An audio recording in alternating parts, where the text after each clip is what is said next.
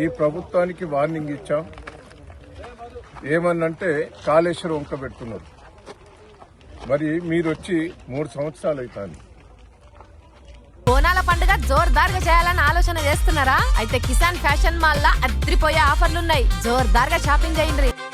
మరి నీళ్లు పోయినసారి అనంగానంగా నీళ్లు వదిలిపెట్టారు, అంతకుముందు అనంగానంగా నీళ్లు వదిలిపెట్టారు. మరి ఇప్పుడు కావాలని నీళ్లు ఉన్నాయి, నీళ్లుండి గోదావరి గలగల బారిపోతున్నది, ఆంధ్రాకు దోలుతున్నారు. దీని వెనుక రేవంత్ రెడ్డి గారి కుట్ర ఉన్నది. తెలంగాణ ఎండబెడతాడు, ఆంధ్రాకు నీళ్ళు ఇస్తాడు. నేను ఒక్కటే ఆంధ్ర వాటా ఆంధ్ర ఇస్తే తప్పులేదు. తెలంగాణ ఎందుకు ఎండబెడుతున్నావు? ఎంత ఘోరమైన పరిస్థితి ఉన్నది. ఇలా ప్రతి దిక్కున మొత్తం పొలాలు ఎండిపోయినాయి, మక్కలు ఎండిపోయినాయి, నీళ్లు లేవు. ఆశతోటి వస్తాయి కదా సంవత్సరం వచ్చినాయని రావూరు మొత్తం తిరిగి వస్తున్నా, లేబర్తి కానిచ్చి మొత్తం కూడా తిరుగుతున్నాయి. ఎక్కడ సుక్క నీళ్లు లేవు. బోర్లలో నీళ్లు ఎండిపోతాయి. బోర్లలో నీళ్లు ఎందుకు ఎండిపోతాయి? కాలువ నీళ్లు వస్తేనే, చెర్లలకు నీళ్లు వస్తే నీళ్లు జల పెరుగుతుంది. మొత్తం బోర్లు ఎండిపోయినాయి, చుక్క నీళ్లు లేవు. నేను మళ్ళా 3-4 రోజులు టైం ఇస్తున్నా. ఈ ప్రభుత్వం దిగొచ్చి నీళ్లు వదిలిపెట్టకపోతే తీవ్ర పరిణామాలు ఉంటాయి. మీ ఎమ్మెల్యేలను, మంత్రులను ఎవరిని కూడా ఊర్ల పంటి తిరగనీయం. రైతులు గోస మీద ఉన్నారు. ఎరువుల కాడ చంపినాం, రైతు బంధాన్ని అది మోసం చేసినాం.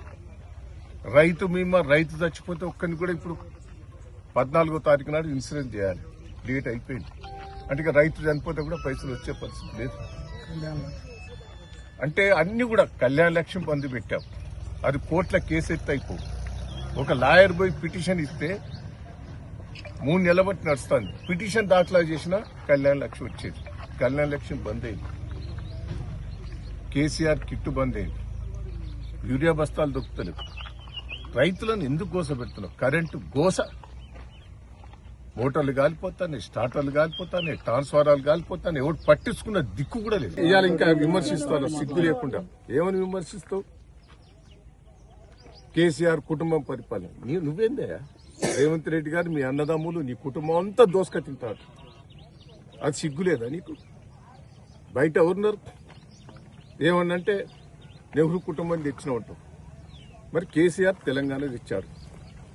ఆ కుటుంబం అంతా పోరాటం చేసింది. కేటీఆర్ పోరాటం చేశాడు, హరీష్ రావు గారు పోరాటం చేశారు, అందరు పోరాటం చేశారు తెలంగాణ కోసం.